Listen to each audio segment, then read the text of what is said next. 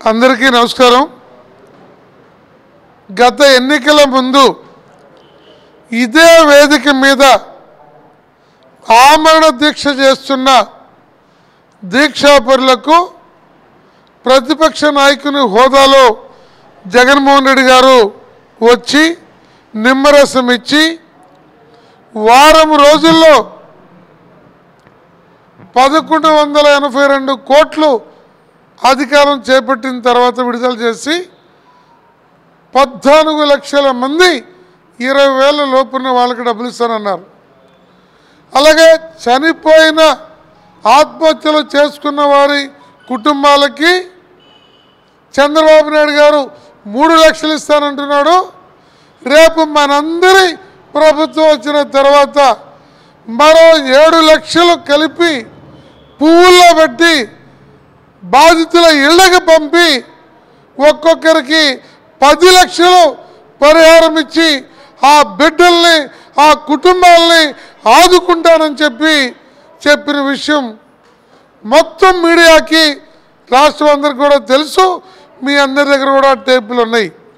అలాగే అగ్రిగోల్డ్ కంపెనీ వాళ్ళ మోసం సంగతి నేను తెలుస్తా. చంద్రబాబు వాళ్ళతో కుమ్మక్కయ్యాడు. తెలుగుదేశం పార్టీ వాళ్ళ ఆస్తులు కొల్లగొట్టపోయింది. నేను వారి సంగతి తేల్చి జైల్లో పట్టిస్తా, కోర్టులో నేను చూస్తా. 6 మాసాల్లో వడ్డీతో సహా డబ్బులు ఇస్తా. మాది మానవత్వంతో కూడినటువంటి ప్రభుత్వం.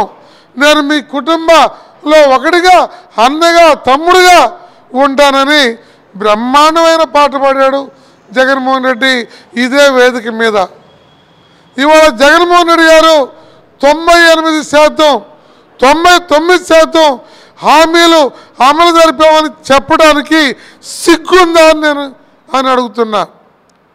అసలు వైసీపీ పార్టీ ఇంత నీతిభాష్యమైన 70 లక్షల అగ్రిగోల్డ్ బాధితుల ఓట్లు ఏకపక్షంగా వేయించుకొని ఏదో 900 కోట్లు ఇచ్చి ఇంకా 3080 కోట్లు ఇవ్వకుండా 20,000 లోపున్న 3,60,000 మందికి చనిపోయినటువంటి సర్టిఫికెట్లు ఇవ్వకుండా ఆపి ఒక 7 లక్షల మంది 20,000 పైన ఉన్నటువంటి వారిది ఆపి నువ్వు ఎలా కూడు తింటున్నావని నేను అడుగుతున్నాను. నువ్వు ఎలా అబద్ధాలు చెప్పగలుగుతున్నావని నేను నిలదీస్తున్నాను. అందువల్లనే అసోసియేషన్ వచ్చే నెలలో ఎన్నికల నోటిఫికేషను విడుదలయ్యే పరిస్థితి. నోటిఫికేషన్ విడుదలైనాక ఈయన చేయగలిగింది ఏమి లేదు. ఏదన్నా జగన్మోహన్ రెడ్డి గారికి నీతి నిజాయితీ మాట మీద నిలబడి మడం తిప్పను రాజశేఖర రెడ్డి కొడుకుని అనే దాన్ని రుజువు చేసుకోవాలంటే రేపు జనవరి 15 సంక్రాంతి పండుగలోగా ఈ 3080 కోట్లు విడుదల చేసి అలాగే చనిపోయిన కుటుంబానికి 10 లక్షల ఎక్స్‌గ్రేషన్ని నువ్వు ఇప్పించి న్యాయం చేయి.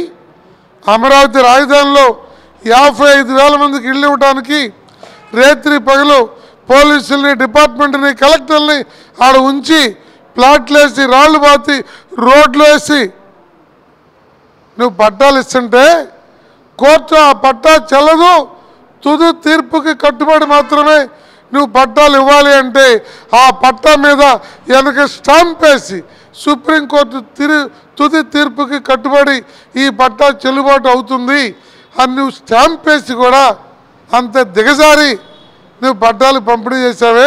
వారం రోజుల్లో నువ్వు తలుచుకుంటే ఈ మిగిలిన సుమారు 11 లక్షల మంది అగ్రిగోల్డ్ బాధితులకి నువ్వు డబ్బులు ఇవ్వగలవు, అప్పు చేయగలవు, అనుకున్నది చేసే అది పిచ్చైనా మంచైనా ద్రోహమైన ఆర్థిక పాలనైనా పోలీసుల్ని అందరిని కూడా వాడి చేయగలవు. కాబట్టి ఈ మాట నిలబెట్టుకో.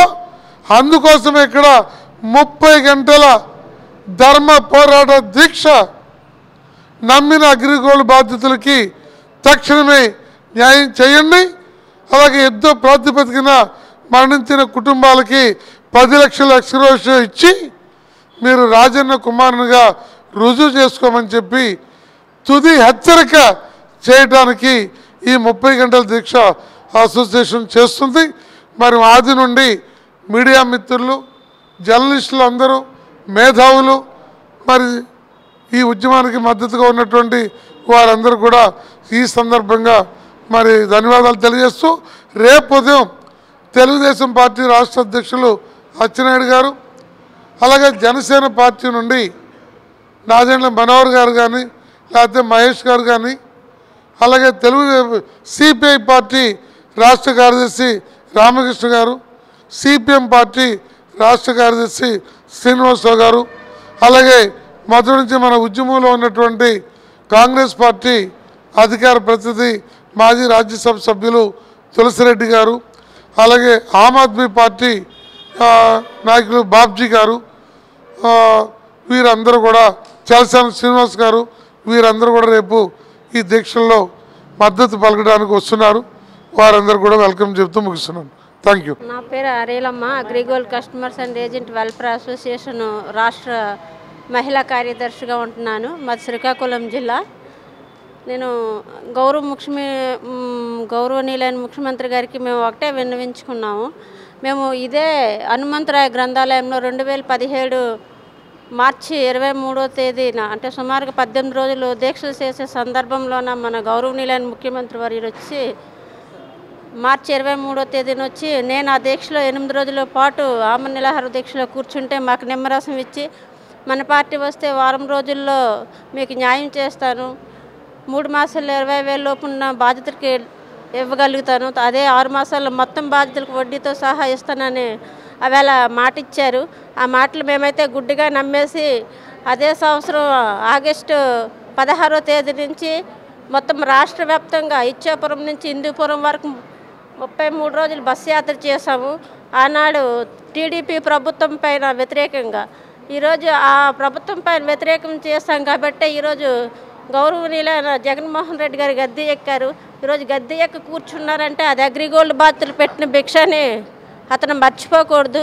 మాకు కానీ మా అసోసియేషన్ గౌరవ అధ్యక్షులు ముప్పల నాగేశ్వరరావు గారు ఏదైతే చెప్పారో ఈ జనవరి 15వ డేట్ లోపు మాకు సరైన న్యాయం జరగకపోతే ఆ పార్టీ పట్టిన గతే ఈ పార్టీ కూడా పడుతుంది. మేము ఖచ్చితంగా గజ్జి దించుతాము. మేము రాష్ట్ర వ్యాప్తంగా అప్పుడైతే ఎలా ప్రచారాలు చేసి ఆ పార్టీని ఓడించామో ఖచ్చితంగా ఈ పార్టీని కూడా అదే పరిస్థితి దిగజారకుండా ఉండాలని, మాకు న్యాయం చేస్తే మీరు అనుకున్నది ఏదైతే 30 సంవత్సరాలు సీఎంగా మీకు ఒక గోల్ ఉంది, నేను 30 సంవత్సరాలు సీఎంగా ఉంటానని, అది మీరు కాపాడుకోవాలంటే అగ్రిగోల్డ్ బాధితులకు మీరు తక్షణమే న్యాయం చేయాలి.